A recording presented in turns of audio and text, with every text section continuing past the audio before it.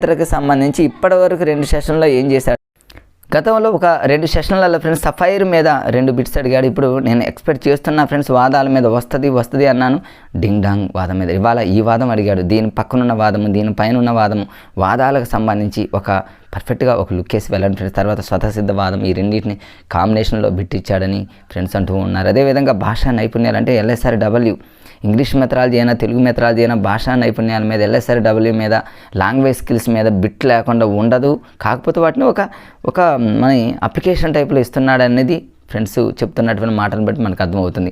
తర్వాత ఇవాళ కిండర్ గార్డెన్కి సంబంధించి ప్రోబెల్ మీద అడిగాడు. ఫ్రెండ్స్ మీరు గమనించారో లేదో, లాస్ట్ టైం DSL ఒక సెషన్లో డైరెక్ట్గా అడిగాడు. కిండర్ గార్డెన్ అనగా ఫ్రోబెల్, మాంటిసోరీకి సంబంధించింది చాలా ఉన్నాయి.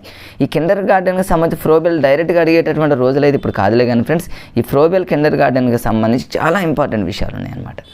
పరికరాలు, ఇక్కడ పిల్లలు ఉపయోగించేటువంటి పరికరాలు ఏంటి, పరికరాలకు ఉన్నటువంటి పేర్లు ఏంటి, మరి ఎన్ని సంవత్సరాల నుంచి ఎన్ని సంవత్సరాల పిల్లల వరకు ఇక్కడ 3 to సంథింగ్ ఉంటుంది ఫ్రెండ్స్. ఇవన్నీ చాలా ఉన్నాయి ఫ్రెండ్స్.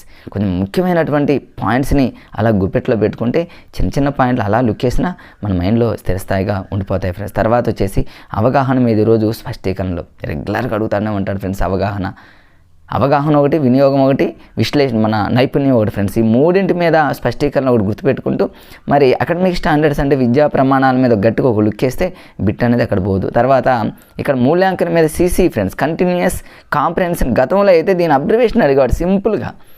అట్లా అబ్జర్వేషన్ అడిగే రోజులే కాదు ఫ్రెండ్స్. ఇప్పుడు CCకి ఒకప్పుడు CC మీద కంటిన్యూయస్ అంటే ఏంది, కాంప్రహెన్షన్ అంటే ఏంది, ఎవాల్యుయేషన్ అంటే ఏంది అట్లా కూడా ఇచ్చాడు. అట్లా కూడా కాదు ఫ్రెండ్స్, డిఫరెంట్గా అడుగుతున్నాడు. మనకు ఒక తెలుగు కంటెంట్ మాత్రం చాలా ఈజీగా ఇస్తున్నాడు. దాంతో మనం అనుకుంటున్నాం చాలా ఈజీగా ఉంది అనుకుంటున్నాం. ఎందుకంటే తెలుగు కంటెంట్ ఒక్కటి డైరెక్ట్గా అడుగుతున్నాడు, మిగతా అన్నీ కూడా అప్లికేషన్లు అడుగుతున్నాడు అనేది మన మిత్రులు చెప్తున్నటువంటి లైవ్లో చెప్తున్నటువంటి వాళ్ళ దాన్ని బట్టి నాకు అర్థమవుతుంది ఫ్రెండ్స్. అంతే. తర్వాత వచ్చేసి తెలుగు మెథడ్ ఫ్రెండ్స్, ఇంగ్లీష్ కంటెంట్కి సంబంధించి రెగ్యులర్గా అడుగుతున్నాడు. Spelling correction.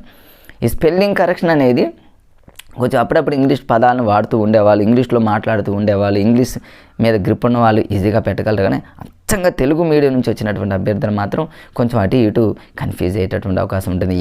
అలాంటి వాళ్ళు గ్రామరే ఫ్రెండ్స్, గ్రామర్ని గట్టిగా పట్టుకుంటే అది లక్ ఉంటే వస్తుంది, లేకపోతే లేదు. కానీ గ్రామర్ మాత్రం మిస్ చేయడానికి వీల్లేదు. ఇప్పుడు చూడండి, AV మీద PV మీద రెగ్యులర్గా అడుగుతూనే ఉన్నాడు. తర్వాత direct and direct speech DS IDS మీద అడుగుతుండు. ఆర్టికల్స్ మీద ఫ్రెండ్స్ నిన్న అడగలేదు, నిన్న 2 సెషన్లలో అడిగేది, ఈరోజు మార్నింగ్ సెషన్లో అడిగాడు. తర్వాత యాంటోనిమ్స్, సినానిమ్స్ ఇది కూడా ఫ్రెండ్స్, ఇవి కూడా తెలుగు మీడియం నుంచి వచ్చినటువంటి అభ్యర్థులు సినానిమ్స్ పెట్టడం చాలా కష్టం. తెలుగు నానార్థాలు, ఉత్పత్తి అర్థాలు పెట్టడానికే మనకి ఆ తెలుగు టెక్స్ట్ బుక్లో ఉన్న వెనకాల ఉన్నటువంటి వాటిని చదవటానికి మనం నానా రకాలుగా కష్టపడతాం. అదే ఇంగ్లీష్లో ఉన్న వాటిని గుర్తుపెట్టుకోవాలంటే తెలుగు మీడియం నుంచి వచ్చిన